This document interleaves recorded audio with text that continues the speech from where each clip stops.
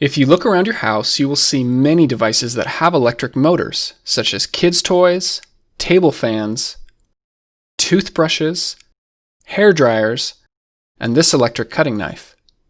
But how does the electric motor work? You turn it on and somehow it starts rotating. Why is that? In this video, we'll cover the basics of electricity and magnets, and then put it all together to understand how the motor works.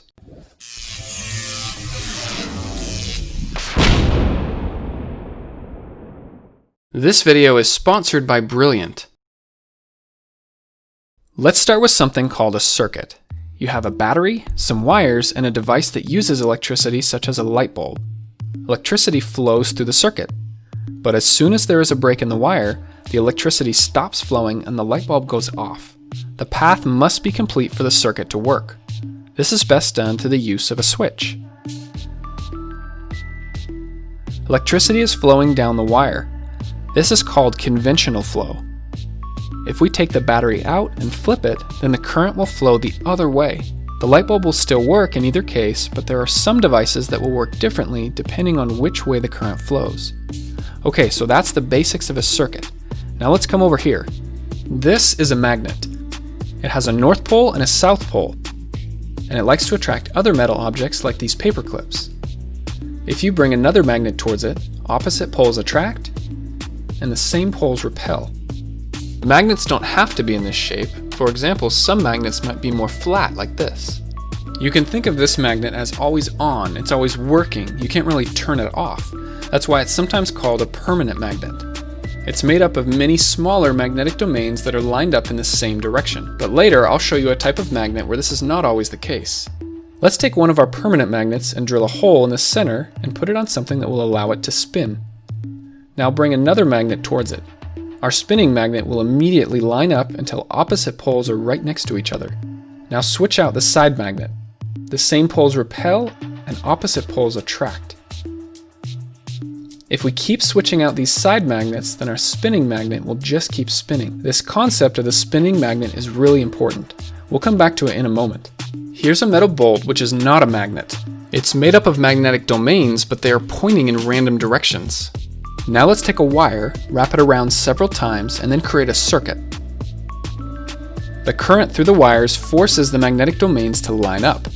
That means we've just made a magnet, or more specifically, an electromagnet. It can do the same things that a permanent magnet can. It can pick up pieces of metal, and it has a north and a south pole which will attract or repel other magnets. But the electromagnet is special in the sense that it can be turned on or off, just like the light bulb. You can't do that with a permanent magnet. Now watch what happens when we flip the battery. The electric current was flowing this way, but now it flows the other way. This will cause the poles on our magnet to switch places.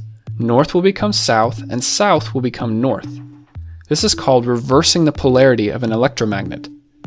Instead of flipping the battery, an easier way to do this is to just switch the wires. You should be aware that the electromagnet will get very hot if it's on for a while. Just a caution in case this video inspires any science projects. Let's come back to our spinning magnet. This time we'll replace the spinning magnet with our electromagnet. As soon as we connect the wires, the magnet turns on and it lines up with the side magnet. Now, in reality, connecting these wires would prevent the bolt from spinning freely, but what's important here is the concept of the spinning electromagnet.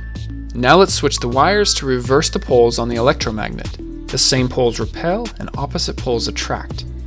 Now reverse the polarity again. Same poles repel and opposite poles attract. If we keep switching the polarity, our electromagnet will just keep spinning.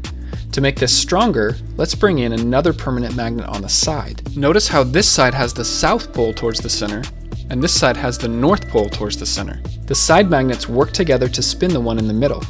This right here shows the very basics of an electric motor, but we need to make a few improvements. The two side magnets can be replaced with stronger curved magnets. And instead of a bolt with wires, we're going to use a metal loop. This is called the armature. Connect our wires and we have a circuit again. This time you can think of the electromagnet as flat like this with the south pole pointing up. Now the armature will spin until opposite poles are lined up. We can keep it spinning by switching the wires just like we did before. But this is a lot of work to sit here and manually switch these wires. we need to add something to the armature called a commutator. It's a ring with gaps on the opposite sides. The commutator will spin along with the armature. Now we connect the circuit with two brushes on the side. These brushes will slide along as the commutator spins, and they are spring-loaded so that they always maintain contact. The current flows from the wire through the brush, the commutator ring, the armature loop, and back through the other side. Now we have our electromagnet and the armature spins. As we come around this time, the brushes will switch contact to the other side of the commutator ring. Remember, there's two brushes, so this is happening on both sides. Before the switch, the current in the armature is flowing this way. After the brushes switch sides, current will flow the other way. This means the electromagnet switches polarity, which will cause the armature to keep spinning. This commutator ring does the same thing as switching the wires like we were doing before, but this time it does it all on its own. It will continue to spin as long as we're connected to a battery. Disconnect the battery, no more electromagnet, and the spinning stops. Now so far we've only used one loop on the armature. This will cause our motor to have an irregular speed, and in fact, we could get stuck in this position, with the brushes halfway between commutator segments. What we can do is split the commutator ring and then add another loop. So first, the brushes are in contact with these two commutator segments, which turns on this electromagnet, which causes it to start spinning. Once we get to here, the brushes switch contact to the next pair of commutator segments, which means this loop turns off and the next loop turns on. Now this electromagnet wants to spin. The brushes switch contact and the next loop turns on. This keeps happening as our motor spins. It's almost like the loops will take turns being an electromagnet. Some electric motors will add many loops to the armature. This ensures that there will be a continuous spinning motion on the motor. This spinning force on the armature is called a torque. Stronger torque means a faster spin. There are some things we can do to improve the torque of the motor. Electromagnets are stronger when there are more wires. This is true when we wrap more wires around the metal bolt, and it's also true when each of our armature loops are made of many wires. The motor will have stronger electromagnets, which means it will spin faster. If you look at some pictures of real electric motors, you can see lots of wires wrapped around. And yes, this is the same reason. More wires wrapped around means stronger electromagnets. Another way to make this stronger is to use more electricity. Let's learn a few more terms here. The part that doesn't move is called the stator. In this case, it's the two permanent magnets on the side. These fit inside the edges of the motor case. The armature in the middle is also called a rotor. Remember, this is the part that spins. The axle goes through the middle here and then sticks out the back of the motor. What I've shown you in this video is called a DC motor. If you have a device that moves and is powered by a battery, there's a good chance there's a DC motor in it. Other types of electric motors will work a little differently than what I've shown here. No matter the type of motor, most of them will produce some type of spinning motion. Once it's spinning, we can use this to make different devices move. In this case, a kid's toy.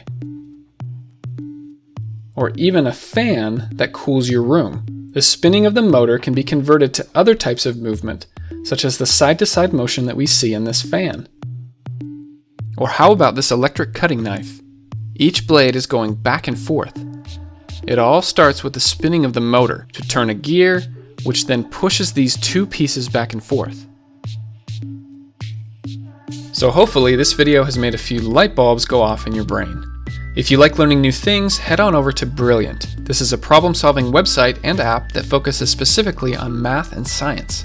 The idea here is that you learn by doing.